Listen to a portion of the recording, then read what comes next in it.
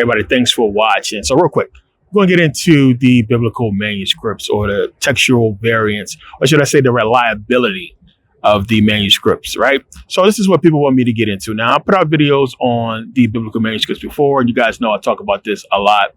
And it's more important to understand what's in the biblical manuscripts versus the carbon dating, the date of the manuscripts, or what have you, what's actually in the manuscript, because we can go into the errors and mistakes that we know, and the fact that we have so many copies of manuscripts and not the originals, right? Well, what's in these manuscripts? Now, most people think that when we get into the oldest manuscripts that we have, that they are the same as the King James Version, and they are not.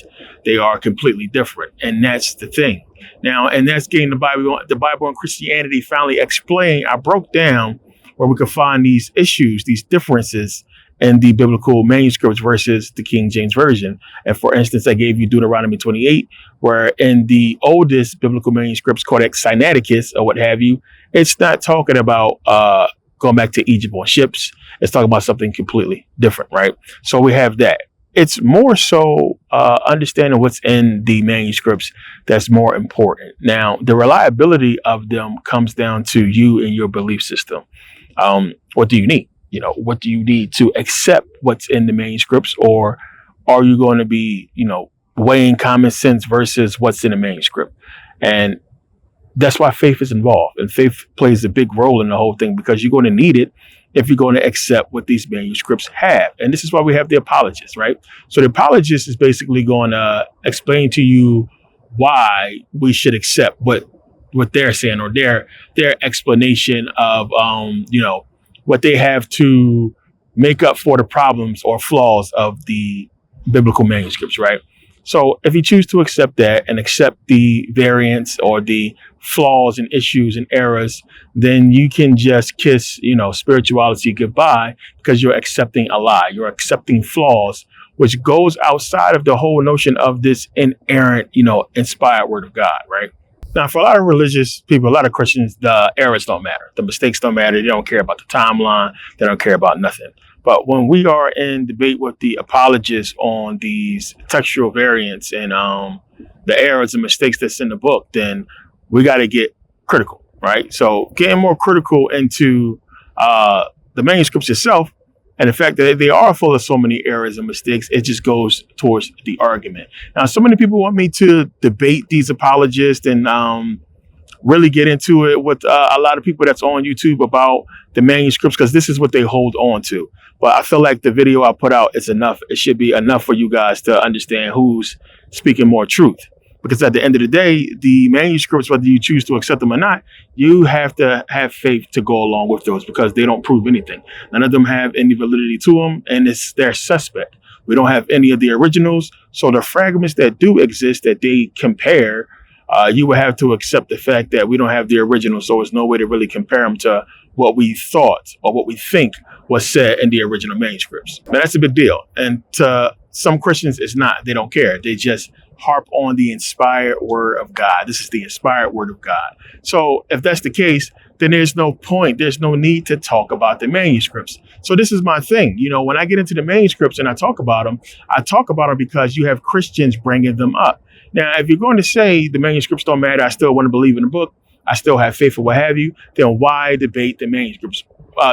Why bring them up at all, knowing that they are flawed and you can't add them into the argument? So this is where I'm at right now with a lot of the apologists that I talk to and the Christians who I debate with. It's because when it comes to proof and what they want to use as giving validity to the Bible, they go to the manuscripts, and the manuscripts are flawed. We don't have the originals, and we can't really trust them. So the question is always, can we trust the manuscripts? Can we trust them to say that they are complete, to basically being close to what the originals said? And we just can't. So what we do in this case is we compare the biblical text that we have with the manuscripts, the oldest manuscripts, and we know they don't match up, right? So that's all we can do. We know that there's a difference between Codex Sinaiticus and the King James Version and all the versions after that. So we can't look at the manuscripts. And again, I don't understand why people want to use the manuscripts, because they do not say the same as the King James Version. Now, a lot of these people want to walk around as if they was raised on the biblical manuscripts, when everything that they know about biblical religion and Christianity or what have you comes from the King James Version, not the manuscripts that they can't even read because they in Greek or Hebrew or what have you. So they are not something you can hang your hat on as saying this gives validity to the book, to the King James Version or whatever version that you're reading, because the manuscripts don't say the same thing. Codex Sinaiticus don't say the same thing as the King James Version. They are different. I broke all this down. There are different versions of each of these manuscripts, and it's a reason why there are different versions. You got to ask yourself, why is there so many versions if the book's supposed to be about the same thing? The fact that we don't have the originals to compare it to is the big issue. So people want to believe that King James gave us a more, close to the original Hebrew version, when we can't prove that because we don't have the original Hebrew version. We never had it. We don't have anything to compare these manuscripts to say that they're close to the originals, right? We have what people claim, and claims are not proof, right? So again, there is a huge amount of faith you have to have in these manuscripts to accept them. And it's important because the apologists use these, and a lot of people use these, and they hold on to the manuscripts as being what they're using as their proof, the reliability of the Bible. And again, the Septuagint, we know, as I talked about before, St. Jerome changed it. We don't have the original, so we don't know what was really said in that. And the codices are different. So it's a lot, man. It's a lot to get into. And, I get challenged a lot on the manuscripts because it's something that people always point out. And I always point out the fragments, the fact that we have this fragment and that fragment, and, why would they create these fragments, or why do they exist? Why would people try to fake this so long ago? And we can see why, because we see what happened with the power of religion and how people follow it, and how the papacy came into power and was able to basically use Christianity to take over. So it's a big reason why they would come up and fake this whole thing. Control, power, whatever it is. The fact is that when we compare them to what we know today as the biblical religion of, the Abrahamic religions, or King James Version, or whatever version you're using, it's not the same. So therefore, we cannot really use them, and you can't even read them. Most people who use them, you can't read them because you don't read Greek or Hebrew to even figure it out anyway. So it's a big deal. So people keep coming to me with this crap, and I'm like, man, what's the point when you got to have faith in the manuscript as well? You have to have faith in your Bible as well. You can't even read Greek or Hebrew to know if it's saying the same thing or not. So there's no point in using them in an argument or debate when we can't even confirm the validity of the manuscripts itself, right? So on to the next part. So what is more likely, right? Ptolemy II Philadelphus commissioned these 72 Hebrew elders to give us a translation of the Hebrew law into Greek, right? Either that happened and he did so for his library, to go and seek out these people. First of all, one, it would have been impossible for him to find 6 elders from each of the 12 tribes of Israel back then, and to get them to do a translation, which, a lot of Jews would say they would never do such a thing. And if they did such a thing and gave us this translation, how could we trust it when we don't have the originals to compare it to, right? So it's basically you're saying to a person, imagine you kidnap somebody and you say, hey, I want you to write down, the codes to your safe, right? Write them down. And I'm going to let you go, and I'm going to go to your house and see if they work, right? There's no way. Like, I can give you any codes. You're going to let me go, I'm gone. How are you going to really find out if these codes work if you don't bring me with you to verify these codes, right? It's the same thing. The Hebrew elders could have told them anything. So how can we accept what these elders said as far as this being the inception of our biblical manuscripts, that we just accept what these Jews told Ptolemy II, or what they wrote down as being the law, right? The Torah, Pentateuch, what have you, right? How do we accept that? And it's a big question mark, because we just do. And it's so profound and it's so dope, and people look at it and say, you know what, this has to be the right thing. And we can't even say that it is, because we don't have the originals to compare it to. So we're just accepting what somebody's saying or somebody said these 72 Hebrew elders said was correct, or what they wrote down, right? We have no proof of that. So we got to go by that. And it's crazy. So there's that big elephant in the room, one. And then there's the fact that we don't have the originals to compare it to, which kills the whole argument for me. So there's never a debate. There is the amount of faith you have versus the facts that we have. And that's what it comes down to. So for the people who is clamoring to debate me on this, I already know what you're going to bring to the table. You're going to bring manuscripts that's not proven. You're going to bring papers that said somebody said something that we don't have any proof of. What you're not going to be able to do is show me New Testament manuscripts that has a name on them that predates the 2nd century CE, right? To where we can definitively prove Matthew, Mark, Luke, and John gave us these manuscripts, aside from, what was said back then, right? So it's a lot to get into. And I like the fact that we can have these debates, but people can use truth to prove their point. So I get a lot of debates on this, and I don't read a lot of this shit. People, I get emails from people and they'll send me like a long list, like I guess trying to crush the information that I put out. And they'll send me a list of stuff that they believe goes against, what I put in my videos. And none of it does. All of it, every hint of speculation of what they're putting out doesn't prove anything. It all goes back to them having faith in what they're using, right? So this is what I got to deal with. This is what I'm dealing with. So for the people who I talked to earlier, people sending me emails. I have a lot of, anonymous apologists in my inbox about the video that I put out because they pissed off, right? And I'm leading people to hell and all kinds of stuff I've heard all before, and it's not the case. Produce for me proof these manuscripts are, in fact, close or, giving us what the original Bible said or the original manuscript said, and you just can't do that. So again, I remind you guys, Judaism was in place, and you had Hellenization circulating or what have you, and you had Rome conquer the Greeks. And clearly, as I showed you guys with the whole, statue of Serapis and the fact that we could prove Serapis Christos existed and that they was using Serapis to get the black ancient Egyptians to worship them as a god, right? And it's not a coincidence that he looks like what Jesus looks like, right? So again, as I always said, we have proof positive that the Greeks and the Romans was using gods in their image, white men, for us to worship, right? So how can we look at that and have all this proof and have the actual statues themselves and accept Jesus Christ? Right. So think about that. It's not that we're being in this whole, argument situation of something that is true. It's something that is used for control. Now, when you follow this history into the fact that during this time, they were conquering us, stealing our shit, just like it says in the Bible, and they were enslaving us. And then we fast forward all the way up to the transatlantic slave trade, slavery in America. And what do we still see here? This fucking religion, this Bible, this biblical religion with Jesus and this fucking God that's in the image of a white man. So we go through hundreds of years of history and we see the same thing where black people are being conquered and enslaved, and then they're giving us this white God saying that we're supposed to worship him, which is a God in their image, right? And then we read the book and it has this promise. It has these laws, these commandments. It has these morals, and we're not benefiting from them at all, but they are. So what are we supposed to accept, right?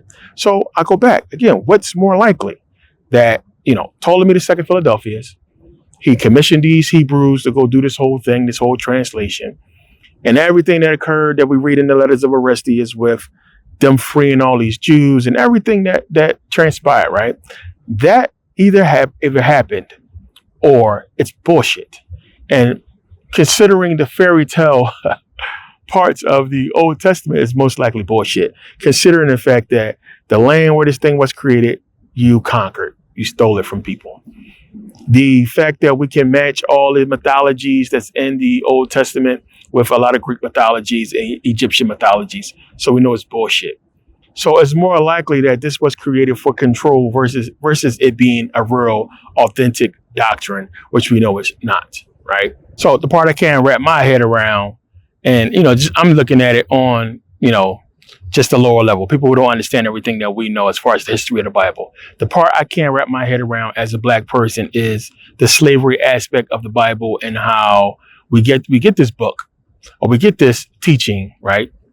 And everything that we read or everything that they told us about the mercy of Jesus and everything, and us being good slaves and listening to our masters and obeying our masters or what have you, that we know was all a deception. So when we first getting the Bible, first hearing about it, is given to us deceptively, right? So even if we go back, let's just go back to slave times, right? Was the doctrine they teaching us, as far as Christianity, true? Was it something that we should have held on to and believed in, because we wasn't even getting any remedy from it? So even when they let us free and we was going out, we couldn't even go to the same church as them. They would not let us in the same church. These people, even going up to Jim Crow, are standing outside with signs saying that, mixing is, abomination. It's against God. God doesn't want race mixing, so on and so forth, right? It's so much that we can see that surround the Bible, and they want you to forget all that and just make it as if people used it as this tool, this evil tool, or used it in the wrong way. Well, if that's the case, where was God? Where was Jesus to correct the whole thing? He wasn't there. And this happened for hundreds of years, to where you had slaves believing that they had to be a good slave in order to die and get to heaven, right? We had people believing that. So where was the remedy at? We never got any remedy. Fast forward, we are free. We're out of slavery. And then we're given this religion, and we kept it because we felt like it was a bridge between us and fitting in with white folks, right? So they're going to church and learning about this Jesus is supposed to love all and so on and so forth. It's the bridge when you pay attention. That's what Jesus was. Jesus was a Band-Aid. He was that bridge that we thought that we could cross to basically fit in and be accepted by white folks. That if we was Christians, then we can get along with these people. When you go back and look at all the marches with Dr. King, right? You see all those white people marching in the front with him. Those are preachers, man. They are pastors. These are people from churches. These white men. That's why they're there. It's not like it's some political guy, white guy that's there to help. These are preachers. These are people that's associated with the church. And most of the people that came to a lot of these marches and movements were all from the church. And what was that designed to do? Keep your black ass going to church. Plain and simple. So if you go back, remember with the, Black Wall Street, one of the ladies that they interviewed that survived, she was like in her 80s or 90s or something like that. She said when they came into the house and they was burning down their houses and everything, they burned everything, but they didn't burn the Bibles. They didn't burn the crosses. They let them keep that. They let them walk out with their Bibles and walk out with their crosses, right? So they kind of sort of understood the psychological ramifications of it. And again, you got to go and look at that and say, well, wait a minute. If these white folks is going to church and they believe in hell and they believe in morality and sin or what have you, how could they lynch us? How could they do what they did during Jim Crow and during the civil rights movement, beating black folks and doing the sick shit that they did? So that leads you to believe that at some point or during this time, they didn't even think we was human, right? So we're supposed to accept this book today, and even back then, as being this book that is full of some type of truth when it was given to us in deception, right? It was created in deception. And we've been accepting it for so long. So forget the ancient manuscripts and everything that they're talking about with that. It's the history that follows the religion itself, that follows the manuscripts in the Bible, that gives me a reason to step away from it and to do my own research. And that's one of the reasons why I did so. Now, what I'm going to hear from the white apologists and the people who want to debate me on this that's white is I'm making it about race. And it's not that I'm using it to race bait or what have you. It's a legit question. Why was this done this way? How is it that we're following the same God and you guys are blessed and, eating good and we work for you? We ain't getting paid either. What's up with that? So when I get into the debates or when I talk to white apologists about this whole thing, it's what I use. You can call me racist, whatever you want to say. I have to, from a historical standpoint, look at it in that way, me being black myself.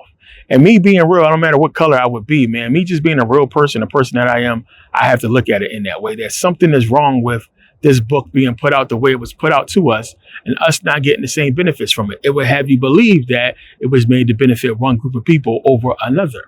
And then we go back in history and see that this has been the same thing for a long time, that my whole entire life until up to now, I've been seeing white Jesus, paintings of white Jesus, white angels, no black angels, no black Jesus until, we got a little bit more conscious, a little bit more time passed and common sense set in that told you there's nowhere in the world, no blind-haired, blue-eyed dude named Jesus was walking around in the Middle East, right?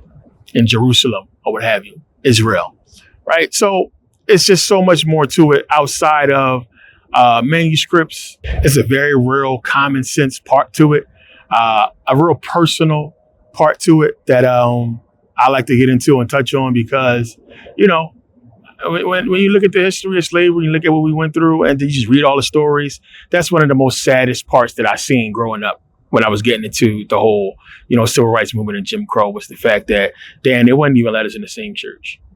And you see the KKK in the robes or what have you, burning crosses and saying that they're a Christian organization. And you got to look at all that. You got to look at all that and put that all in the same bag and say, ain't no fucking way in the world. This is what we're supposed to be studying and reading, right? So to, my challengers, the people that want to debate or what have you, I can get very real on the whole situation. We can get scholarly or we can get real technical about the situation, but the emails got to stop. So the thing is, one, you guys say the same shit. I don't know if y'all part of the same group or whatever it is, but it's the same argument that I think people are watching a certain video, probably West Huff or somebody, and piggybacking off of it as far as using their argument. But for the people who say, oh, I seen your work or I watch your work, it's trash, it's garbage. You couldn't have watched it because I completely crushed your entire argument in the videos. The one video destroys everything you guys have to say about the manuscripts. And at the end of the day, it still goes back to you guys having to have faith in them because we don't have anything to prove the validity of what you guys are pushing. An apologist, what the fuck is that? I don't understand that whole thing. Apologize for what? What you got to apologize for that's supposed to be perfect? What you got to apologize for that's supposed to be without errors, right? How do you explain that? So it's for the people who don't understand that we have manuscripts and those manuscripts got a lot of fucking issues. Because if you're going to go in, if you're going to go dig into this whole thing, you're going to dig into the manuscripts and you're going to get into that. And then it's going to send you down a rabbit hole of, what if and why and how did they copy these things? And, we skip over the fact that, dude, it was no printing press back then. These people hand copied it. So how could you ever accept without errors, right? Divinely inspired by who? By God? Prove it. That's the biggest thing to me. Prove it. Somebody come to you and say, hey, God gave me this message to give to you. I think you need to listen. The fuck? Like, stop it. How are you going to prove that? So I always feel like somebody's insulting my intelligence. You insulting me when you come to me with this, oh man, I saw a demon last night. Oh, I saw spirits. Ghosts is real. Prove it. Right? I had so many people arguing with me about that shit. When I talk about these spirits and what that whole thing is about, people say, well, you can't tell me that, man. I saw the spirit. Or I saw it. You saw some bullshit that you believe was whatever it was. You was half asleep or high, whatever the situation may be. Even if you did see something or you saw something that you believe to be a spirit or a ghost or what have you, how can you prove that shit to me? You can't. I met Janet Jackson before. I don't have the photo no more. I don't tell people because I don't have the picture. So people most likely not going to believe the shit. It just sounds like a story. But I can make up a story. Anybody. People make up stories every day on social media. How are we supposed to believe it if you don't have the proof, right? So it's a lot. So yeah, before I get into, debating anybody on this whole thing, I haven't come across one apologist or Christian or what have you that had any, type of, information that's, that's tangible that make me want to talk, or debate. Like if you came and you brought something that was like, damn, this is hard and I don't have an answer for it, I got to go dig. Or it just opened up a whole can of fucking whip ass or worms into a whole nother fucking side of, biblical manuscripts or ancient history involving the Bible that I don't know about, then I'll be on top of it because it's like, wow, this needs to be talked about. But it's the same shit. And I've been through it all. And it's nothing that you can bring to the table to make me look at the situation differently because there's nothing. Right? That was history, ancient history. We have everything we need on it. And we've done all the research for us who have done the actual research. Clearly, you guys have not because you still believe in the shit. But I've been through it all. So, people are so hyped to debate. And it's like, at the end of the day, the debate, the conclusion is going to be faith. Right? You're going to need faith for you to prove your point and get your point across. When all I got to do is sit there and say, prove it. Prove it. Prove it. And you can't do that shit. So you're going to be asking the audience or asking the people who's watching to accept what you're saying. And that's like accepting a fucking crazy person walking down the street saying, I saw Jesus. I got $1 million. I gotta accept that shit too, right? Why would I accept that? That's like me accepting all the crazy people who come out and say I saw a UFO, I was abducted by an alien, and aliens abducted me and did experiments on me. I gotta just accept and believe that shit, right? You ain't got no picture of a bald head, big alien eyes, no big giant head, no, what do you call it? Mushroom head aliens or nothing like that. It's just you saying something. And I always give you guys that analogy, right? Would you accept, somebody came to you and said, hey, you got change for 100, and they gave you a $100 bill. Before you made that change, would you inspect the $100 bill first, or would you just give them your money? Right? You know damn well you're going to look and make sure that $100 bill real before you just hand over your change, your money. You're going to inspect it. So this is all we're doing. We're expecting our money. We're inspecting our money. We're inspecting our history. We're inspecting our hearts, our souls, our minds, our beliefs, our consciousness. We're making sure that what you guys are putting out that's going to affect those things add up and make sense. Plain and simple. So yeah, I want to thank you guys for taking the time to watch. I have so many videos. You guys know I put out so much over the years on all this, and it's a lot to get into. And I want to get into the same stuff over and over again. But just for the people who I talk to, who I know want to watch, who watches my videos, you guys don't understand. It's a whole underground world of biblical debates and religious stuff that goes on with people that's in the conscious community. It's a lot of back and forth that goes on. And some of these scholars and people that hit me up for information, for advice about a lot of things, man. And we collab. We collab on a lot of stuff. And it's cool. Some of these guys are in the society. Some of these guys will be joining us on the Egypt trip. And it's just good to get into these conversations with people that's just like-minded. And I love it. And it's the whole reason why I created the Scholar Society is for this. But then you have the other side of it where you have apologists and you have, imams and religious people that's in Judaism, Christianity, Islam, or what have you, who some want to debate, some feel like they know what they know, and they got one over on you or what have you, and they want to debate. Now, for some reason, I guess it's going around that I'm the guy. People just believe that I'm just this, top dog when it comes to this whole thing. Dude, man, I'm just putting out information, putting out my research. I'm not the top dog. My word is not the end all be all when it comes to biblical manuscripts. So what the fuck is the point? I'm pretty sure there's somebody else on YouTube that's talking about the same shit. Like, I'm here to teach, and you can listen and accept what I'm saying, or you can keep it moving. But as far as debating some shit that at the end of the day is not going to benefit nobody, just for you to get get embarrassed, because that's what I'm going to do to you. I'm doing you a favor, right? It's pointless. So, even people dangling money or what have you, they'll keep your money, save your money. Like, I don't want to take your money and have you all pissed off because you're going to lose. And you already lost. And I could just put on a video and sit back and fold my arms and just put the video on. And I don't got to say nothing because my videos speak for itself. It's just what it comes down to. So, like, either they're going to accept that shit. For the people who say they're watching the content, you watching it and you butthurt. You watching it and you crying and you mad. You see us 2 or 3 points that I made and you got upset and then you went in your bag. No way you watched the entire video. And I can tell by the questions I get from these people that they ain't watch shit. So it just is what it is. But yeah, let me get up out of here. I'm in a fucking parking lot right now in Vegas. So it's kind of crazy. Cars all over the place. My bad. You guys know me. I don't give a shit. I'm going to record wherever I need to record when I got to say what I got to say. I don't give a fuck who around. But this is important because, we got a little back and forth. And I wanted to put this out and get this out to you guys. But yeah, appreciate the new members of the Scholar Society. A lot of people joined the last couple of days. Again, I waived the initial fee. It's $18 a month. Appreciate you guys joining. Appreciate everybody who already booked and reserved their spot for the Kemet trip. And we got a lot, man. It's a lot we're going to do. This is going to be a once-in-a-lifetime thing. It's going to be dope. I'm going to do my documentary out there, and it's going to be banging. You guys will be a part of it. So I appreciate you guys. We'll get into a lot more information. Oh, yeah, calendars is up again for members, so make sure you guys check it out. But yeah, see you guys next video. Peace.